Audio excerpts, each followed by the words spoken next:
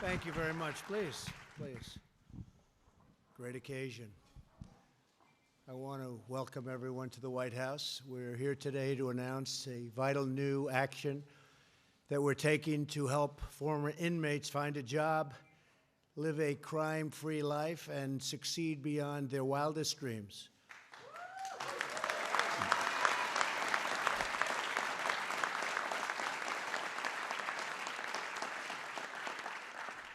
And this afternoon, we're very grateful to have many distinguished guests, including Secretary Alex Acosta. Alex, thank you very much.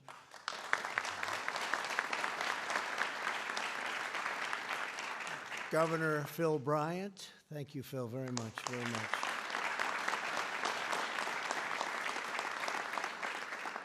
Governor Bill Lee, we just spent some time together, Tennessee.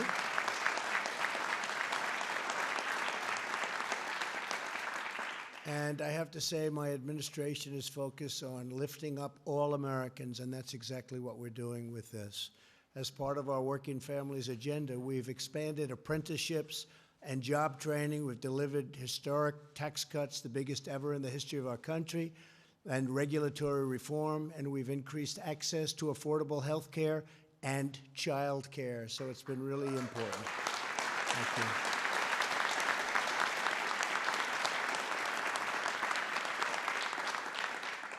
And as a result of the booming economy, we're bringing Americans who have been on the sidelines back into the workforce, including former inmates and those recovering from opioid addiction. Very important, and it's been incredible, the success we've had. Since the election, we've created 6 million new jobs. We've added more than 1 million new jobs in manufacturing, construction, and steel alone, and everyone said that was going to be an impossibility to do, manufacturing jobs. African American, Hispanic American, and Asian American unemployment have reached the lowest levels and the lowest rates in the history of our country. It's been an incredible situation. Our policies are rebuilding lives, rebuilding families, and rebuilding communities. To realize America's full potential, we must unlock the talents of every single citizen. We want to lift every American family out of poverty and into a future of hope and opportunity. In December of last year, I signed into law groundbreaking and historic reform to our criminal justice system, the First Step Act.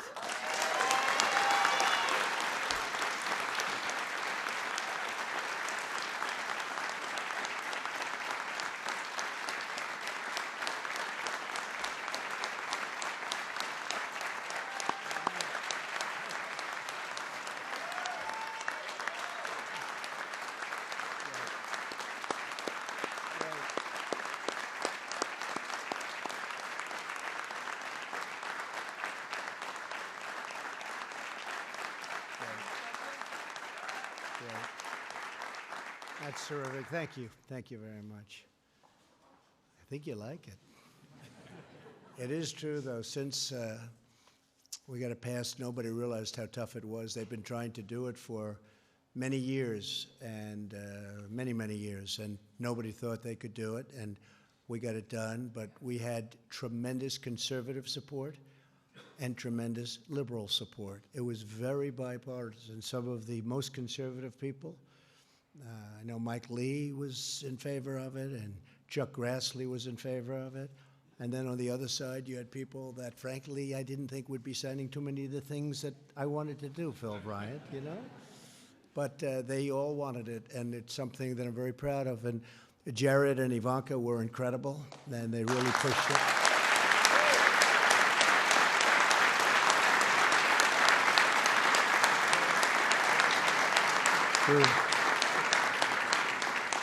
And I think they were being pushed a little bit also by Kim Kardashian. She's right here. So thank you, Kim. And Kanye, thank you. Since its passage, more than a dozen states have advanced similar reforms at the state level.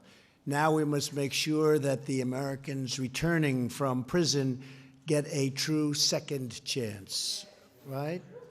America wins when citizens with a criminal record can contribute to their communities as law-abiding members of our society. When former inmates come home the single most important action we can take is to help them find a really, really good job where they love the job, they want to go there, and they're making a lot of money, right? And that's what's happening. And that's because of a lot of reasons, including the people in this room, but it's also because we have a great economy. And some people that wouldn't have normally made that choice, they've made that choice, and they are so happy. I'm talking about employers. They are so happy. They can't even believe it. They've got, one man told me some of the best people that work for him now came out of prison.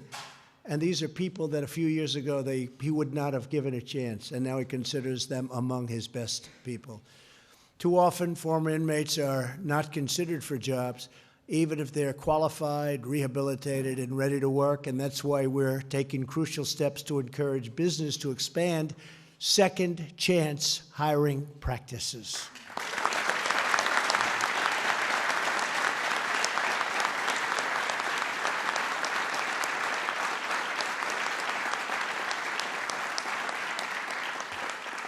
So when we say hire American, we mean all Americans, and that's what's happening. First time probably ever. And I think I can say truly, and a lot of the folks in the room are experts, and you've been doing this for a long time, but I think it's probably the first time we can truly say that in the history of our country that that's happening. So it's really been fantastic. The unemployment rate for former inmates is up to 5 times higher than the national average.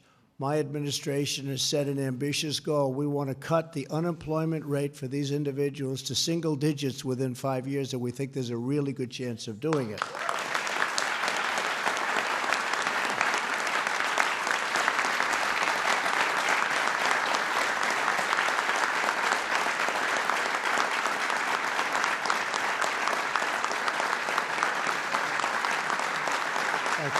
Thank you. Second chance hiring is about safer communities, a stronger workforce, and a thriving economy. We believe in the dignity of work and the pride of a paycheck. Here with us today is Johnny Koufos. And I worked in that name because it's spelled a little bit differently. It's spelled a little bit differently than we're supposed to, but I got it right. I think, Johnny, I don't know. Close enough.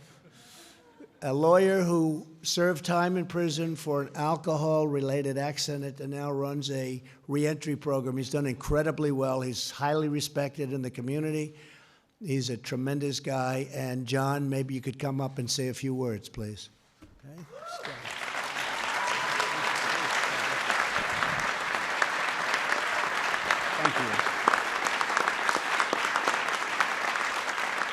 Thank you. Thank you, Mr. President, and thank you all for being here. And don't worry about the name, it's Greek. That's the best pronunciation anyone's done in many years.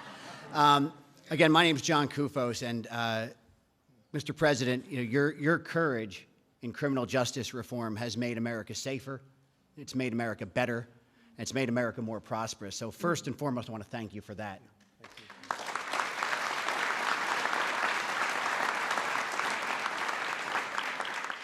You know, we're on June 12th, I think, 2019 today, and in June 12th, 2013, I was in prison. I had hurt someone. My alcoholism, I caused a car accident in my alcoholism, driving drunk. And thank the Lord I didn't kill that person, Mr. President. And when I was in prison, and here I was, this trial lawyer from New Jersey, nobody asked me for money, which was really a surprise in prison. But nearly everybody asked me for a job. Everyone wanted a job to avoid crime, to reunify with their families, to pay child support.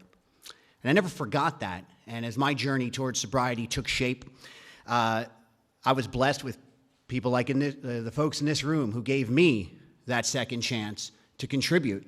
And I would go on to build a very large reentry program in New Jersey. From there, I would go on to be recruited to work down here in Washington, D.C. to help do this nationally. I've worked with Governor Bryant, so many good people in the room. And without a second chance, I don't know where I would have been. I'm not sure if I could have stayed sober. I certainly know I wouldn't have contributed the level I did. Next month, I have my first child, a baby daughter, on the way. I have, thank you.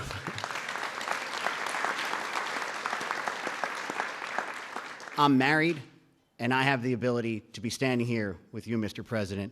Thank you for taking on criminal justice reform. Folks, this is the public safety issue of our time. This is a justice issue of our time. This is a civil rights issue of our time. This is a prosperity issue of our time. And Mr. President, thanks to you, it's all of our time. God bless you.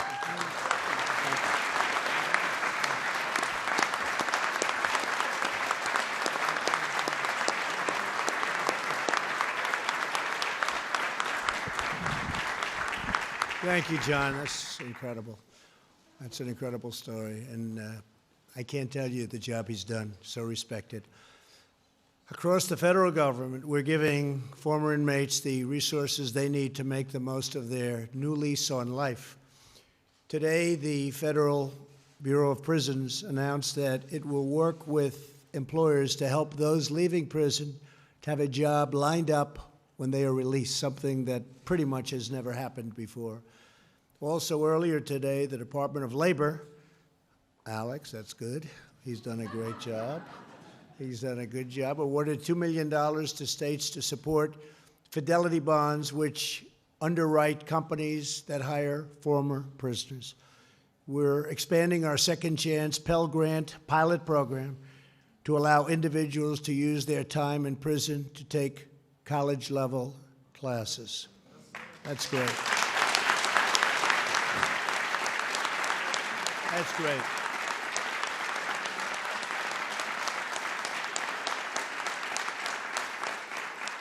That's great.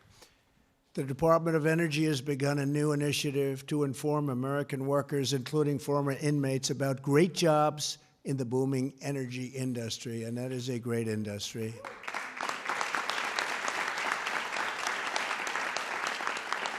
And just in case you didn't hear me say this before, we've now become the #1 energy producer by far in the world. We're topping Saudi Arabia, and we're topping Russia. Our administration is also working to allow rehabilitated citizens with a criminal record to apply for both federal government jobs and affordable housing, something they were unable to do before.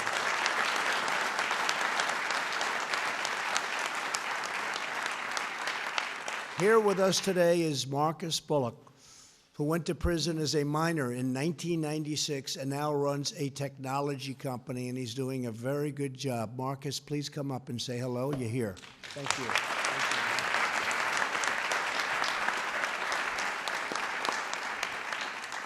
Thank you so much, Mr. President.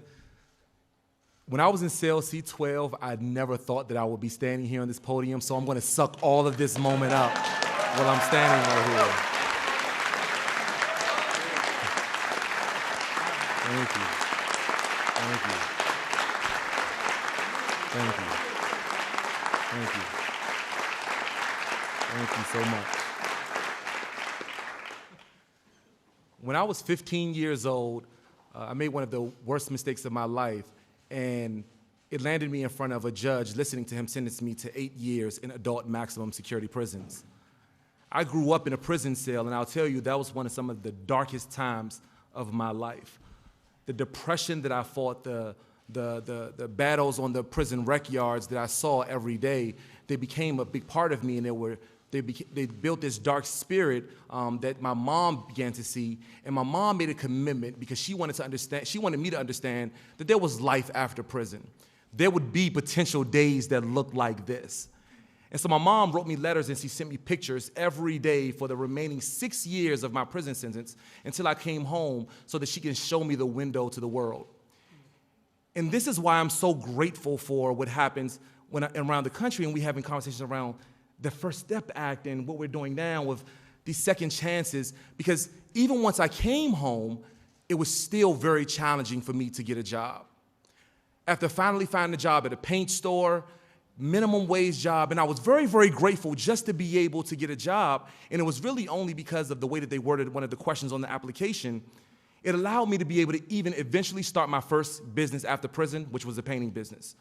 We ended up hiring over 18 employees, and after the 19th one, we realized that the first 16 were all returning citizens just like me. Thank you. Thank you. Thank you. And while we were building opportunities for other men and women to come home and have a great place to be able to work with sustainable employment, we wanted to venture out a little bit further, and in 2012, we started our first tech company. That tech company, Flickshop, is now a venture-backed company that connects families back to their incarcerated loved ones the same way that my mom wrote me letters and pictures when I was in prison.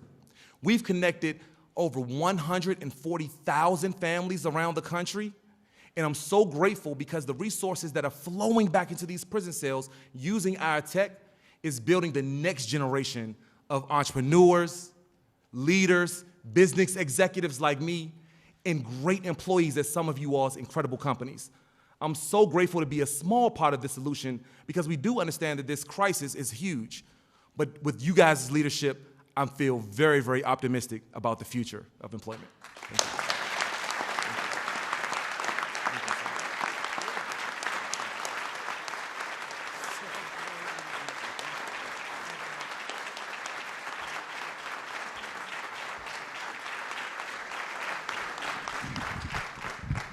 And tomorrow, Marcus will be announcing a run for a major public office. Good job. Huh? You guys, great job. Thank you both very much. Really fantastic. Today, we're also joined by many employers who are hiring former inmates and helping us build the strongest economy on earth. We have some very successful people in this room, and we appreciate it all very much. Thank you very much. Great job.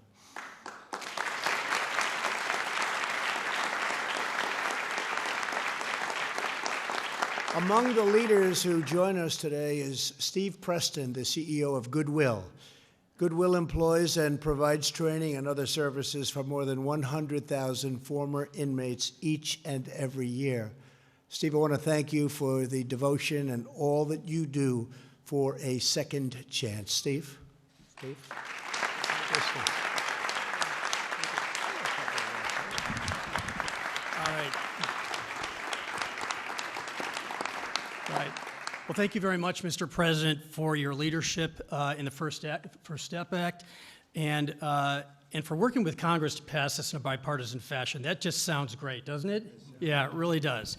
Because we know that it's not an issue of one side of the aisle or the other. It's an issue for the entire country. And now we all get to work together to ensure that we truly give people who are coming back home a real second chance.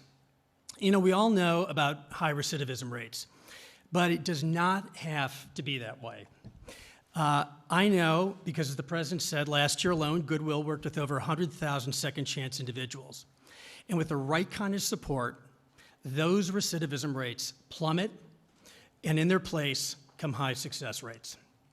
So we need to provide support for people to get back on their feet, to stabilize their lives, and so importantly, to find meaningful employment, because it's the promise of that job that often cements the path forward to a sustainable life. And the small investment we make to do that has a return many times over, not only financially, which I think any of us could prove out, but certainly in the form of lives that are transformed both for the individuals and for their families. And it's so important that we remember those families in this process. So thank you again, Mr. President, for all that you are doing to be a part of to advance this important effort. Thank you guys for your stories.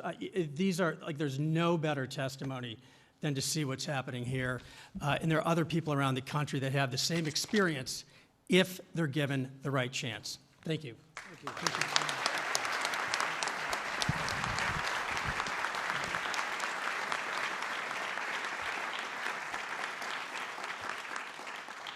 And I thought maybe I'd just take a moment. So at the White House, and been with me now 3.5 years before I won, before the election, is a person, a friend, a woman, a great, great, magnificent person, actually, named Sarah Huckabee Sanders.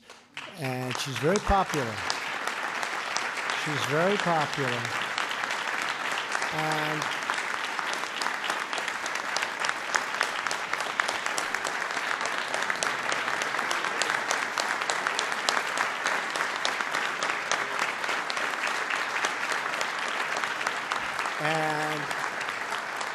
She's done an incredible job. We've been through a lot together, and she's tough, but she's good. You know, you also have tough and bad, right?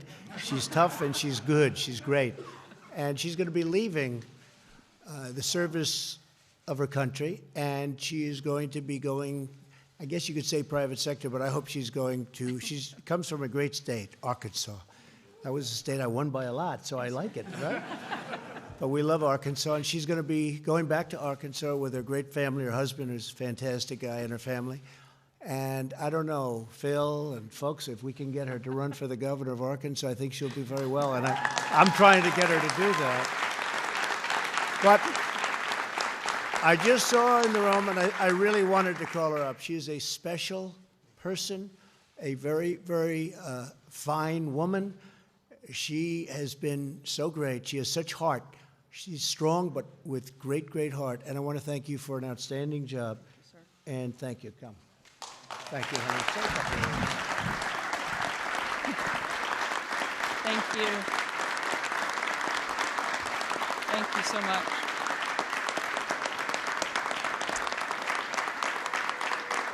I'll try not to get emotional because I know that crying can make us look weak sometimes, right? This has been the honor of a lifetime, the opportunity of a lifetime. I couldn't be prouder to have had the opportunity to serve my country and particularly to work for this president. He has accomplished so much in these 2.5 years, and it's truly been something I will treasure forever. It's one of the greatest jobs I could ever have. I've loved every minute, even the hard minutes. I have loved it. I love the president. I love the team that I've had the opportunity to work for. The president is surrounded by some of the most incredible and most talented people you could ever imagine. And it's truly the most special experience. The only one I can think of that might top it just a little bit is the fact that I'm a mom. I have 3 amazing kids, and I'm going to spend a little more time with them. And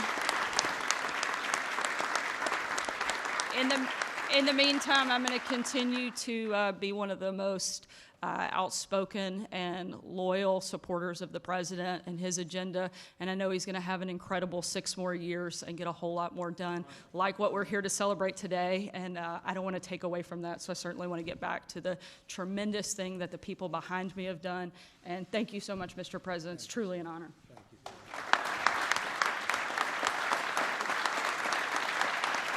Great.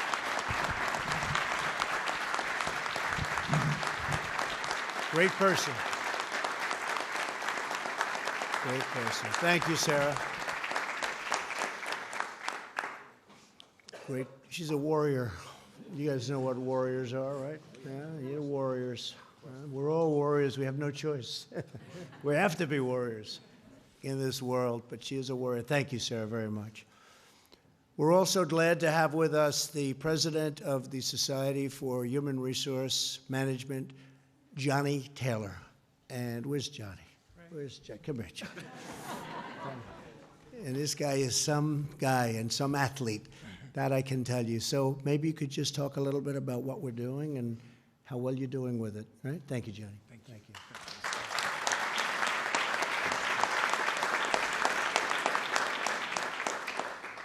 So I vividly remember December 2018, waking up one morning and reading in the newspaper that Congress had passed and the president had signed the First Step Act. I literally did not believe that would ever happen. And I mean, so much so that I got up and said, I can't believe it. Like, he said he'd do it, but I didn't think it would happen. And here we were. And I realized there were so many people who had worked behind the scenes, people like Mark Holden, who's here in the room from the Koch Industries. So many of you had worked to make this a reality. And the first thing I thought was, what can I do as an American to do my part in this? I represent an organization called the Society for Human Resource Management, and we represent 300,000 HR people across the globe. Our companies employ 115 million people every day. And so we said there's some role that we must be able to play, and instantly it hit me.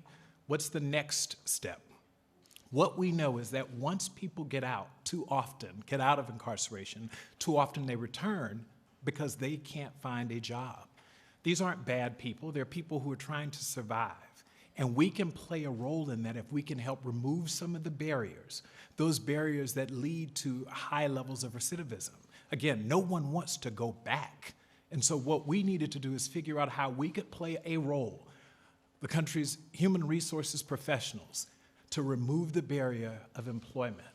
And so we're bringing bad people back into the workplace. So went back to my team. It was, of course, a week before Christmas. And they said, wait a minute, what? You want me to work over the weekend? I said, yes. Mark Holden and his team, Jenny's in the room. Jenny, thank you, Jenny. We all said we'd work together on the weekend with my chief of staff and our team. And we came up with an idea. Over literally a 1-week period, we launched a website called Getting Talent Back to Work. And we got 1,500 employers across this country to immediately sign to join the movement because we needed employers to commit. It wasn't enough to get people out of incarceration. We needed to get them employed. In a very short period of time after announcing it, with Charles Koch, Richard Branson, myself, we had people just signing up. And so now, all of a sudden, Mr. President, your goal of getting that 5 times the number down to single digits, we're going to do it. And the Society for Human Resource Management.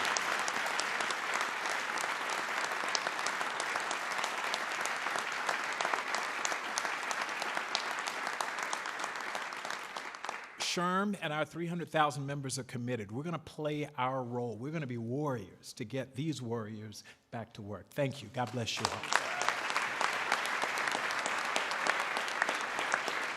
Thank you, Johnny. You'll do it, too. This afternoon, we also have an exciting announcement to ensure former inmates can overcome some of the greatest barriers to employment, including limited access to transportation, which is needed for interviews and for jobs.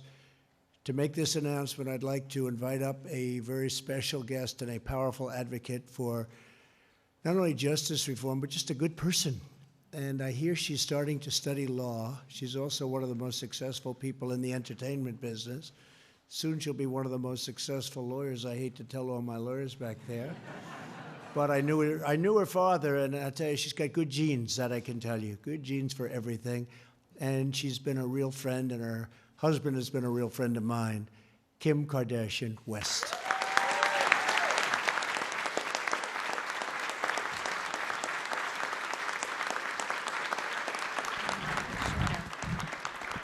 Hi.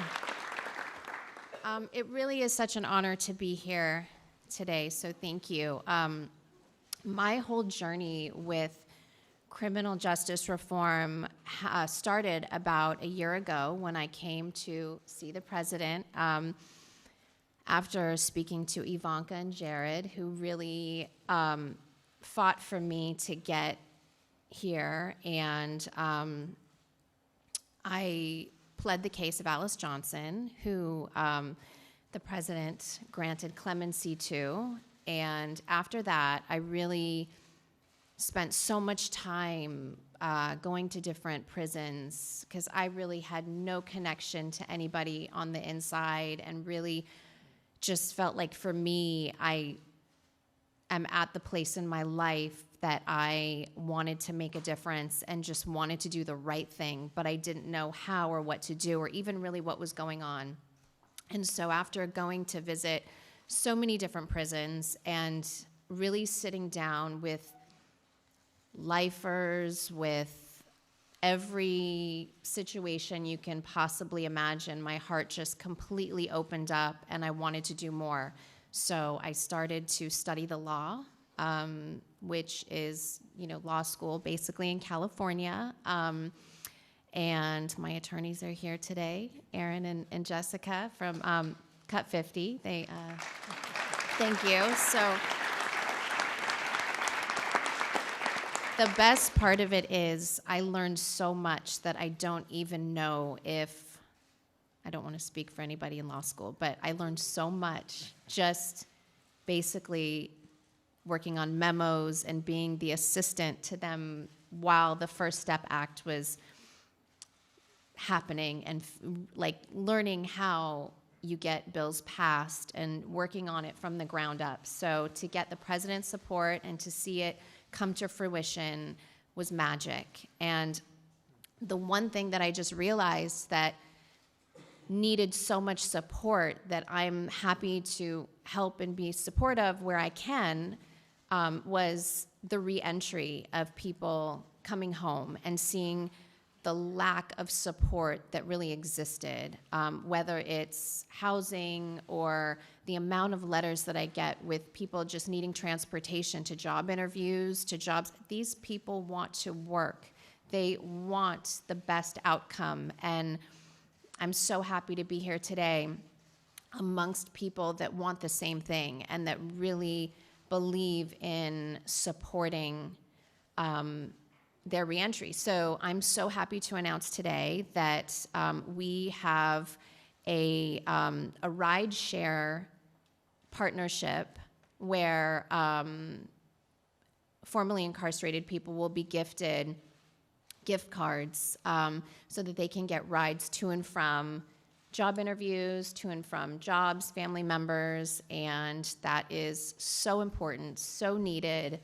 And I just want to thank the president for really standing behind this issue and seeing the compassion that he's had for criminal justice has been really remarkable. So I just want to thank all of the organizations that are, partnering with everything that's going on and really being supportive, because it really does mean a lot to so many people that I've had the pleasure to speak to. And I think the ultimate goal is everyone wants the community to be safe, and the more opportunity we have and that they have and the support that we help give them, the safer everyone will be, and the recidivism rate will be continue to just get lower. And so I'm just thankful to everyone here that's in support and so proud of this partnership with the Rideshare organization.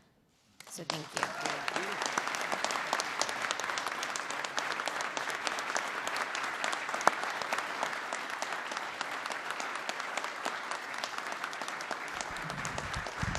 Thank you, Kim. Thank you. Great. I think she's pretty popular, huh? What do you think? I can tell you this, if she is your assistant, she's your assistant, 2 lawyers. She's your assistant. She's the highest paid assistant in history. There's never been anything like it. Anyway, thank you, Kim. That was beautiful. I want to also just welcome here a couple of friends, and they've been really incredible to me. Pastor Darrell Scott, just stand up. He is something.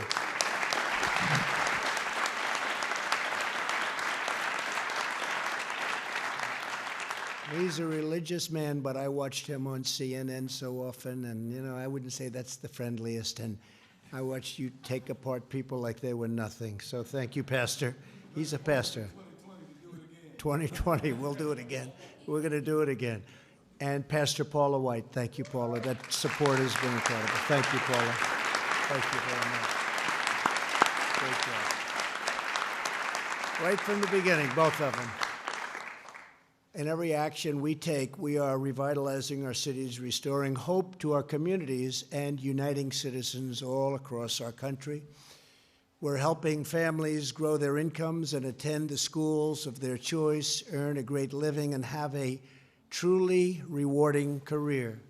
We want to ensure that every American is prepared for the jobs of today and for the industries of tomorrow, and together we're expanding the blessings of America for every citizen from every background, from every community, and every walk of life.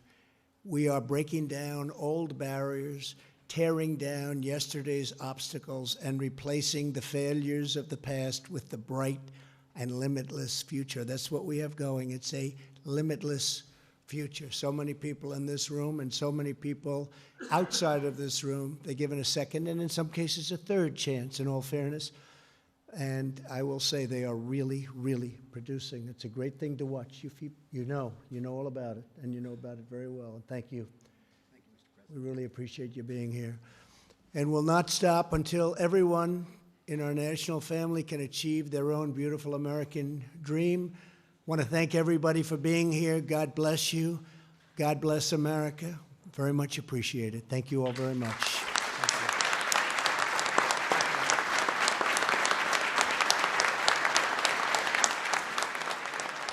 Ladies and gentlemen, please remain seated as the President departs the East Room.